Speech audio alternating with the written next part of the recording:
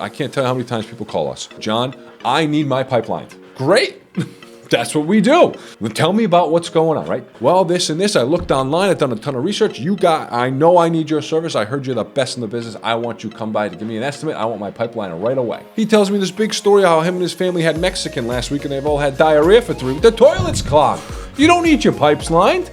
Welcome to the Royal Flush Podcast. My name is John Overy, the VP of Sales here at Royal Flush. In this podcast, we cover the ever-growing ins and outs of our state-of-the-art epoxy pipelining company. And specifically to this episode, we talk about a topic near and dear to my heart that might be a little controversial, where the customer is always wrong. I'm very passionate about this. Have a listen though, it's not as dramatic as you might think. We talk about asking the right questions to the customer to make sure they're a right fit for what they're doing. I think it's a great conversation, and I truly believe the customer is always wrong. Stay tuned, have a listen, you might agree with me.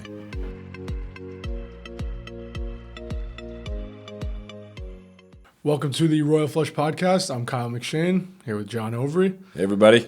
So John, we are in the customer service world, you'd say? Yeah, right? absolutely. Okay. Obviously, we're dealing with customers on a day-to-day basis. This episode is definitely kind of geared around the phrase, the customer is always right. Mm-hmm. You have a interesting take on that phrase. I have a very passionate, interesting take on the customer is always right. Okay, so let's break that down. I think that's kind of where the conversation is going to go today. Mm-hmm. What are your thoughts on that? The customer is always wrong. Okay, 100% of the time, the customer is always wrong. So let's start at the beginning, and I'll tell you about my feelings. I am interested on how and why and where this came up.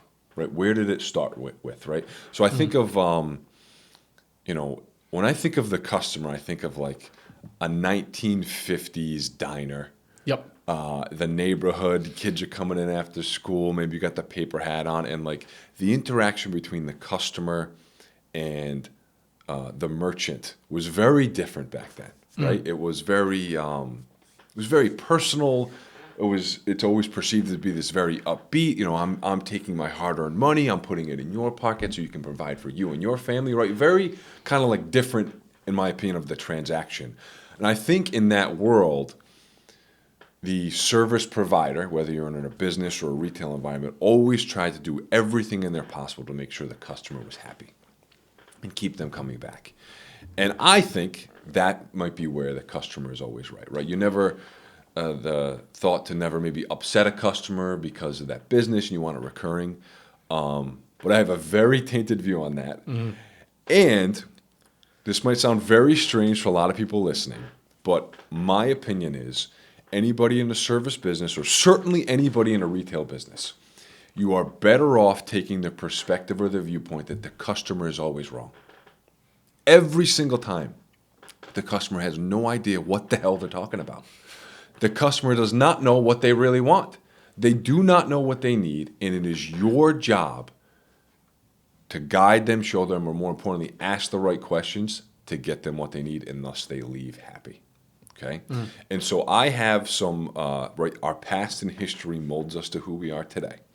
And so I have some emotional baggage, Kyle, about my past based on my skills and ability in the customer service world. And I'm going to go on a nice long story about it, and I've talked about it a little bit in some previous episodes. So in my past life, I worked for the Sherwin-Williams Paint Company. It was a great job. I loved it. I worked there for a really long time. One of the really unique things is this service aspect of that business, right? I managed a bunch of stores. I was a sales rep in the field. And as the store manager, you're responsible for a whole bunch of stuff. But a big part of your day is working with homeowners and professional painters and servicing them. Hey, what do you need? What can I get you? Blah, blah, blah. And when I tell you 99 times out of 100, those people had no idea what they actually needed or wanted. And if they did, they told you the wrong information every single solitary time. Mm-hmm. So what I learned in that negativeness that I just exposed is that people really don't know what they want. Mm-hmm. And even when they think they do, they have no clue what they're talking about. Mm-hmm. So, Kyle, you work here at Royal Flush. Do you really know anything about cars? Not much. So why would I think that if you came to my car dealership and you said, hey, John, I'm really interested in a 2022 Jeep Grand Cherokee, why should I naturally assume that you know anything about that car, or that's even really the car that you want or need? Yeah. I shouldn't. I'm telling you, if somebody in a sales aspect or a service role or a service provider took the words that were coming out of everybody's mouth as truth, every business would fail. Because guess what? The customer always lies, whether they realize they're doing it or not. Most of the time, we as consumers are unintentionally lying. I'll give you the perfect instance. I go into a store. When somebody says, hey, do you need any help? What do you say? No, I'm I'm all set. Yeah. You're not all set. You came in there for a reason. You probably wandering around looking for something. Guess what? You need help. Now, I don't think can I help you is really the best question, the best way to pose it. It should be something, hey man, how you doing? What are you looking for today? That's a very, very different question. Yeah. And you also mentioned asking open-ended questions. Yes. Was that last episode you mentioned that? 100%. So, can I help you? That is a yes or a no question. 99% of people are going to go, nope. What are you working on today, or what are you looking for today? You can't just go, no. Right? Most people aren't going to answer that question with no. Yeah. They're going to say, well, if we're in a car dealership, I think I'm looking at, I'm checking online, the Grand Cherokees look kind of nice. Oh, okay, cool, man. Tell me what's going on. Why do you like that car? Oh, I'm telling this from experience. I just bought one of those with my wife. Well, we need something bigger. My wife has a smaller SUV. We need something a little more size, a little more storage. We wanted to come and check it out. Great. I think that might be kind of right. I can kind of, as a salesperson, think this might be an appropriate fix. Now, if I told you, well, actually, it's just me, or I'm a construction worker. I need it for my tools. Well, I mean, you can probably put the tools in the Grand Cherokee, but you might need a truck. Yeah. Let me show you some of the trucks that might be more applicable, right? Or we'll go back to the paint world, okay? Sure as shit, Kyle, somebody walks in and says, oh, hey, John, what's happening? Oh, no, everything's great today. Hey, I need another gallon of the paint I got yesterday's color 1234 and product ABC and sheen this. Okay, great. Let me make that up for you. Go to the back, get the gallon of paint, tint it up, shake it up, give it to him. See you tomorrow, Bob. Have a great day. Oh, the Patriots suck. They lost again last night, right? Have a great day. He comes in an hour and a half later. John, you made me the wrong paint. I go, I made you the wrong paint? Really? Well, I'm sorry about that. Let me take a look. Well, Bob, you asked for color 1234, and it's 1234. Yep. You asked for it in this price, and this product, and this. So I gave you exactly what I asked. No. I bought a gallon of this yesterday. Okay. You didn't tell me that. You should know. I'm in here every day. What do you mean I should know? I gave you exactly what you asked for. And you look it up. Oh, it was color 12345. It wasn't in an eggshell sheen. It was in a satin sheen. So what we did at Sherwin-Williams is we took every customer's piece of information, and the questions had to be very, very different, right? So your line of questioning or your open-ended question started very different. Anybody listening to this who's in the paint world, they know this. So customer comes in and goes, hey, John, what's happening? Give me color 1234. The first question you ask is, great, have you gotten that color recently? Yeah, this is on the Smith Street job. Remember I was in here the other day? Actually, I do remember you were in here the other day. It was Smith Street. Let me look it up. Because if you take the word of that guy, and now you think he's running a business, he should know what he wants. He doesn't. I promise you, he doesn't know what he wants. For better or worse, whether he's the biggest jerk in the world and doesn't know what he's talking about, or he's the nicest guy you would have him over for Thanksgiving dinner. He's got other things going on. It's our job to look it up. Oh, let me look up Kyle's painting. He was in here yesterday for Smith Street, 123 Smith Street's the PO. Hey, Jimmy, I just wanted to triple check. You asked for 1234. This is actually, you got 12345. You know what, John? You're right. The lady changed the color at the last minute. And it's in the eggshell sheen? Yup. So now I've triple checked, confirmed what they wanted, confirmed what they thought they wanted. Now when I make it up, there's no mistake on my end, because you bet your bottom dollar that customer's coming in and I'm the one who made the mistake. Even if I made them everything they asked for, it was my fault. I'm the one behind the counter. It's my job to make sure they're leaving with everything that they need, even if they don't know they need it, even if they don't think they need it. The same thing is applicable to us at Royal Flush. And so it's all about these open-ended questions. And again, you can never trust that any customer has an idea of what they want or that they know what they're talking about. The customer is always wrong. And I truly believe to the day I die, if you take that thought process in a professional, nice way. You don't be a jerk to the people. And you start asking people a little more questions. Maybe they did have all the right information. That's going to be like 5% of the time. You start digging in. What are you working on? Tell me what you're doing. How can we help you? You ask them some questions. Oh, what is that pipe? Has it happened before? You think you have you think you need my, I know, I can't tell you how many times people call us and go, John, I need my pipe lined. Great. That's what we do.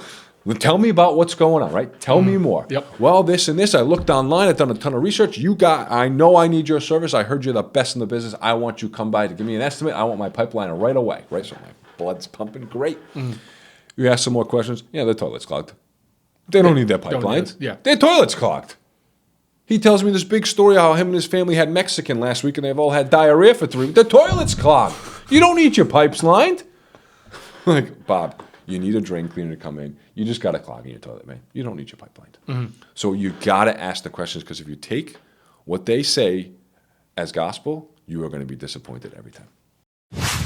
I hope you're enjoying this episode of the Royal Flush Podcast, and I just want to take a minute to explain to you the importance of a camera inspection and how it works within what we do here at Royal Flush. If you've ever wondered what's going on inside your underground sewer line, we have the technology to do just that. If you've ever experienced a slow drain, God forbid a backup, and God forbid any sewage coming into your home, we at Royal Flush have state-of-the-art camera equipment to take a look down your pipe to diagnose the problem and understand better what's going on. The analogy I like to use is going to the doctor for a broken bone. A doctor would never prescribe any medicine or certainly give you a cast without doing an x-ray on your bone to understand if it's broken. The camera inspection is going to do the same exact thing. That's going to allow us to look inside the pipe, diagnose and inspect what's going on, and from there offer you a solution. I have an exclusive offer for you. If you mention this Royal Flush Podcast, we'll offer you the camera inspection free of charge. Enjoy the rest of the episode. Hope you like it.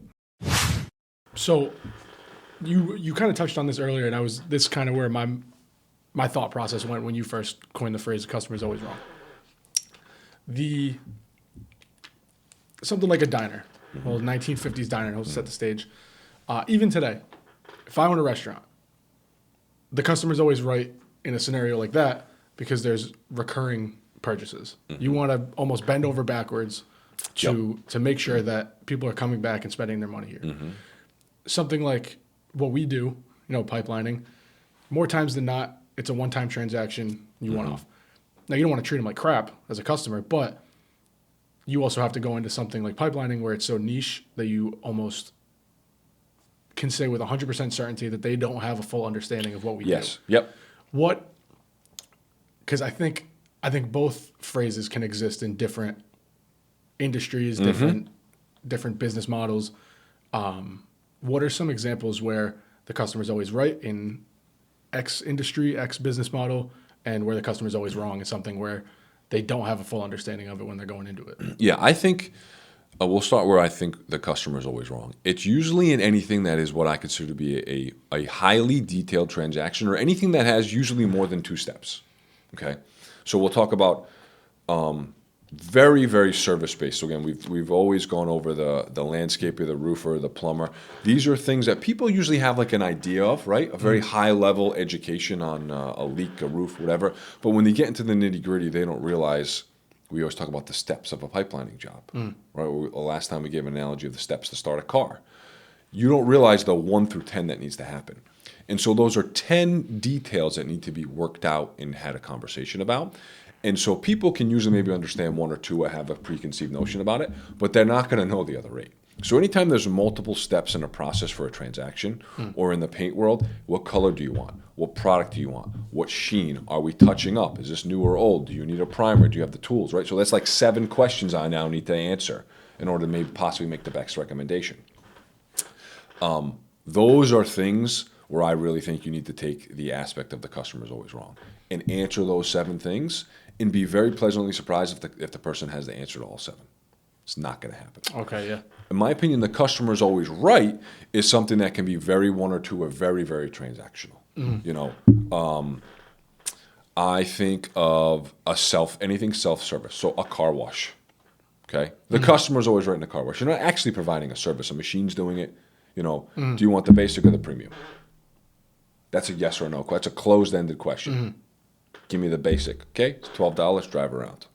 That is a customer's always right. You want to be as pleasant as possible. offer them a coupon to come back, right? Get Yeah, that the recurring recurring business. purchase, yeah. You know, a convenience store. You're not really offering a service. You know, it's items are here, fully stocked shelves. What type of question are you asking the cashier at the convenience store? Right? So that's a customer's always right aspect. So anything that's very transactional or very small steps, one or two. You know, most retail environments you're going to are going to be the 1 and 2. You know, you're going to go to the clothing store. You know, the only person you're coming interacting with is the lady at the register usually. You know, it's, hey, did you find everything you needed? Close-ended question, Yep. right? What are people going to be like? Oh, yeah. Does anybody like, no, I couldn't find anything. Does anybody answer no to that question? No. They're like, oh, yeah, yep, I got everything I needed. Yeah. Well, if the answer was no, honestly, I mean, you would have asked someone. Yeah, or You know what I mean? but like, It's- I'm at the register right now. Right, Think of obviously how I found silly. everything. Think of how silly that is. You're at the register checking out at Kohl's, right? Yep. And like, oh, everything's 900% off today, by the way. And you're like, oh, did you find everything you needed? If I said no, you couldn't help me find it anyway because I'm ready to be checked out. I'm 99% through the process of shopping here. Actually, you know what?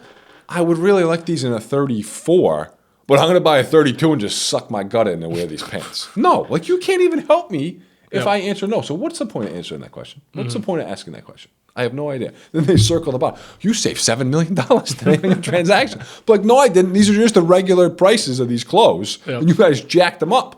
That's all. You can go into a whole episode on how Kohl's pricing structure, and people yeah. think that they're actually saving money. Yeah. With the Kohl's cash and everything. You know what? too, Let's go off on this tangent right now, Kyle. Let's do Okay? Discounted pricing drives me bananas. Did you know? Okay, J.C. Penney, been around forever. In the mid 2000s, they got a new CEO and they did a whole pricing revamp of their company. And they said, we're going to take the Walmart way. So Walmart, if you notice, doesn't really have sales or discounts. It's not like you don't go to Walmart, it's 25% off. The price is the price, right? Yep. They offer everyday rollback value pricing. You see the price of $4.99, that's the price you pay. There's no coupons, there's no discounts. The Walmart, I call the Walmart pricing. They said, well, instead of having men's khakis, okay, we'll use Dockers, right? Very famous men's khakis brand, right? Instead of the Dockers at JCPenney being $39.99, and basically us having a 20% off coupon, 20% discount, and then if you're a JCPenney preferred member, you're going to get 50% off. So you're going to get the khakis for $19.99. Okay? So instead of having that structure, they're going to say, F this, we're going to put the price on the shelf of the price that we want to sell it for. And that's the price. So instead, so yesterday the Dockers were $40 with 3 coupons and a discount. And today they're just $19.99. Everyday low price. Guess what happened? What's that? They almost went bankrupt and closed. Really? Virtually instantaneously, they lost massive. Look this up. This is a case study. Massive, insane. millions and millions of dollars, almost instantaneously with this pricing structure. Here's why. The consumer and the psychology behind the coupon and the discount, the perceived perception of getting value, that is what the consumer wants. Yeah. It is fascinating. It's almost like that little serotonin boost of seeing the Yep. the dash through the retail price. Right? Everybody, And like, the you know, Big Green, you saved X amount of we'll dollars. say women because they do a lot of shopping, but even us, like, you know, oh, guess what? Got this 50% off. But like, no, you didn't. That was just the price. was the retail price. That was the price that they felt that they were comfortable selling it to you for. You didn't get something at 50% off. In what world are we living that we think people are just voluntarily giving you half the price out of the goodness of their heart? Yeah. It doesn't exist, but people can't understand this. So they fired the CEO, went back to their old pricing structure. Now, I don't know who the hell shops at JCPenney anymore. They're technically still open, but they went back to their traditional pricing model of basically a retail list price, coupons, discounts, whatever. This is what Kohl's does. And so I will always say, if you bought a shirt from Kohl's that was $49.99, and after all your stuff, you paid $20 for it, you did not get $30 off that shirt. That is a $20 shirt, and you paid the price that Kohl's wanted you to pay. But people think the perception of value in a discount is what people thrive on. It's almost an incentivization Yep. type of thing. But it is funny in my mind how the biggest retail in the world does not do that. Yeah, that's And you would That's never, insane, yeah. remember I said the other day, Kyle, if you listen to one of our past ones, you would never walk into Mercedes and go, wow, your cars are expensive. Or walk into Starbucks and go, you guys have expensive coffee. Yep. Right? You would never walk into Walmart and go, well, yeah, what's my price on this? Where's the discount? Right? Yeah. You know why? Because they created a brand, for better or worse. No, I don't even like Walmart, but for better or worse, they created a brand and a structure that you know what you're getting. Same thing with Home Depot. They have markdowns on stuff that's like kind of broken, but the price on the shelf at Home Depot is just, Yeah, you don't know get what a you're getting. discount on it. Says $19.99. That's the price of the drill bits. Mm-hmm. You don't get a discount off of that because they've created a value-based. We've got this big warehouse. We have everything in stock. We can be a one-stop shop for you, and you can get everything you need here. Mm-hmm. And I love that model. I hate the discount model. Oh my God, though, it just drives me bananas. Yeah, you're not a coupon shopper. No, I'm not I just tell me I want the regular price. Mm-hmm. So don't tell me the can of paint is $70 and you have 30% off. Just why isn't the can of paint $40 every single day? Because that's all you're selling it for $40. Mm-hmm. But people think I got a $70 can of paint for $40. Yeah, like It's better. the coupon math. It's not better. It's the same price. Yeah. Anyway, okay, let's bring it back. So we were talking about That's right. We're having a whole other conversation.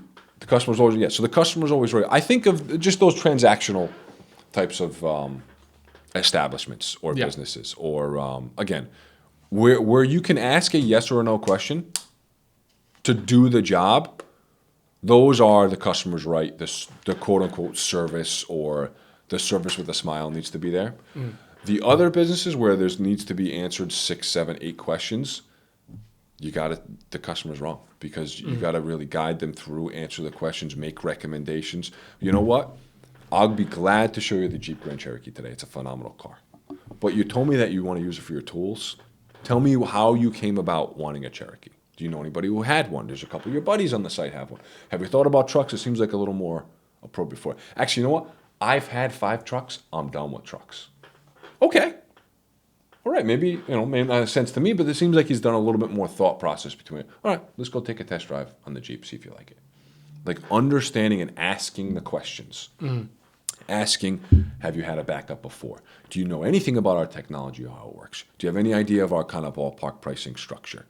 Has this been happening over and over again, or is this a one-off? Tell me about the disruption it's going to have in your business. Do you guys have an office with 40 people? That's going to be a big disruption. Can we move them? Do we have to be down? Do we have to break? So really these questions.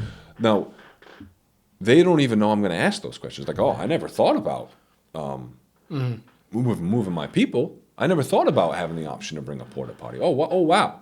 Those are where, like, you got to think they don't know what they're talking about, which they don't. Yep. You got to think they're wrong, and you got to guide them to being right.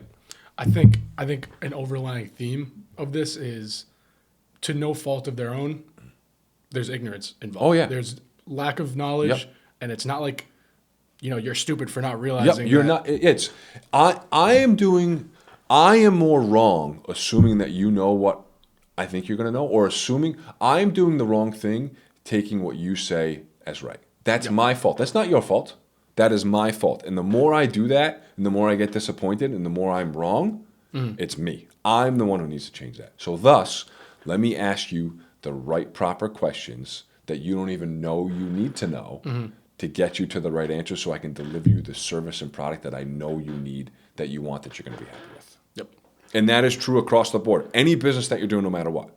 Pipelining, roofing, selling cars, working at the dollar store, working at the paint store, it doesn't matter. You got to ask the right questions and get the right answers. Otherwise, you are going to hate people. Yeah. Well, I think, and it's like, there's no shame in being, uneducated about going into a car dealership or hiring a roofer or, contacting a pipelining company. It's not your day job. It's not your. Yeah, you're not supposed to be. You're not supposed to be specialized in it. We're the experts. Yeah, but that's kind of when it falls on. Yep, it falls on someone us. like you. Like, hey, tell me what's going on. Yep. What is X, Y, and Z? Lay this out for me. Kind of set the stage. And since I literally get paid to do this, every day, Monday to Friday, let me walk you through it. Yeah. Now that I have all the context I need to kind of put you in a situation that you need to be in. Yeah. And what that's going to do, too, for the consumer, it's going to build a crazy amount of goodwill. Whether or not you're going to do business with them, today, tomorrow, next week, where they're a good candidate, they're going to be like, oh, maybe I've called, maybe I went into a couple of other car dealerships. They didn't ask me any questions. Sure, man, let's hop in the Jeep. Let's go. Maybe I've called 4 people and they didn't ask me any of these questions. I'm like, oh, these guys know what they're doing, whether I do business with you or not. Because I'm telling you, the more questions I ask you, the more chances that we're not actually going to do business together. Right? The transaction is going to get a little more detailed and narrowed down every single time. But if we do end up doing business, you're going to be like, wow, those guys were great. They really helped me, guide me. Or I thought I needed a pipeline. I just need my water heater fixed. They gave me a recommendation for somebody to do that. Or you walk into the Jeep dealership and you think you need a Wrangler, and you don't. You need a Cherokee. And they're like, this isn't the car for you, man. That's not going to fit you. If you tell me you need more space, you don't need a Jeep Wrangler. There's no space in that thing. Yeah. You need something bigger for your family. And so just asking the question, do you have any customer service stories, Kyle? Anything that you can think of that somebody did that with you and you didn't realize it? Or like a bad, I thought I was right and I was wrong or something? Well, so I think I used to work in the gym industry, I guess, and a big complaint. Everybody at the gym thinks they know what they're doing. Oh, yeah. Everyone's a genius. You sign up for a gym membership in a week, you're Arnold Schwarzenegger. Yep. But a lot of the complaints were revolving around memberships. Okay. And I didn't know this fee would get charged, this, and that. Can you waive it? Sorry, I can't. Yep. It's and they'll come in and try to bargain with, do I get this with this membership? And I'm just like, no. There's like people come in and they just think they know the contract like the back of their hand. Gotcha. Okay, so let's delve into this right now. So, what do you think you could have done better, or to eliminate? How many times if on a week, how many times would somebody come in disgruntled or upset or confused about what they paid for and what they're getting? I would have an encounter like that at least once or twice a week. Okay, so now let's go back. Technically, who was wrong in that? Were you wrong because you didn't explain it to them enough? Is the customer wrong because they didn't read it enough? Or was this something that's kind of hidden and like, I don't know what to tell you? Yeah, so I think it's a combination of everything, where it's kind of like the fine print, like, hey, once a year you're going to get a $39 annual fee charge. Like a surcharge processing fee. Now, usually what we did is there was kind of a display with the membership prices and all that and the fees involved. And you show them that and say, hey, if you need this, you want to hold on to it, kind of look over the prices, here, it's all yours, you can take it. Yeah. They sign up just looking at, let's say, the $10 a month fee. $10 a month. That's what they see. They say, okay. Yeah, so it's $120 for the year. Dollar down, $120 a year. Perfect. And they might not have factored in the $39 annual fee. So, once a month we'd have just an influx of people coming in. Why did I get charged $40? Why did I get charged $40? Well, no one told me that. It's written there, and it comes with every membership. It's any gym membership has some sort of annual fee. But it's on, I think, all parties in the sense that, I probably could have vocalized that a little better. Say, hey, by the way, before you sign up, March 1st of next year, you're going to be charged an annual fee. Yep. The customer could have also said, kind of just looked a couple lines down on the graphic and say, $39 annual fee, charged once a year. And other than, if, let's say I didn't give the handout to them and say, hey, take this home. It's on the contract, but it's one of those things where it's fine print. Hey, just a heads up, we're going to take $40 from you on top of your membership. Yep. So I think it's something like that. I think is all parties. Definitely as far as giving them the heads up ahead of time, that's probably where the confusion could be nullified. I bet you if you told most people, or you say you put a big sign, right? Say you walked into the gym, or as you walk out, and it was like a PA announcement, and then you would have everybody juiced up at the counter mad at you. But like, guys, just want to let you know, the annual processing fee for us is March 1st, everybody. So I don't want to be caught off guard. Some people might not have known about it, and I understand. You can ask any questions you want here at the front desk. I can show you where it's in the contract, but I don't want anybody to get caught off guard. It's going to be processed on the 1st. Everybody's all set. Hope you love it here. Hope you stay with us. We appreciate your business. You would probably only have like 2 people come up. Yeah. And be like, I didn't know about that, right? Most times when people get upset is when they're caught off guard on something, or they didn't expect something, or was never communicated. Okay, yeah. Right? So like, if I knew you were going to charge me the $40, and whether I agree with it or not, I realize I signed the contract. But when you do something that somebody doesn't expect or wasn't communicated, that's when they get upset. Okay, yeah. Yeah. That Right. seems So very imagine, let's do this for us. So imagine if this has happened before in our contracts and estimates. We do reinstatements, right? So we cut out this hole for this lateral pipe. A lot of times when we're cameraing, there's a lot of heavy scale and nasty stuff in the pipe, and we can't see every single one. So the way I write it up is we're doing 100 feet of pipe, and there's 6 lateral connections that will be cut out with the robotic reinstatement cutter. The cost is per reinstatement. Do a quantity of 6, whatever we're charging per reinstatement, it has a total. Underneath that is a star with the disclaimer. This is subject to change based on the final number of lateral reinstatements that are identified. Upon camera inspection, 6 were visually notified. However, there could be ones that we missed or weren't able to see due to rust and corrosion. Okay? So now, I mean, not like we have these, Wall Street contracts, but sometimes it'd be 2 pages with a lot of information. And say there ends up being 8. On the final invoice, I can simply just charge them for the 8.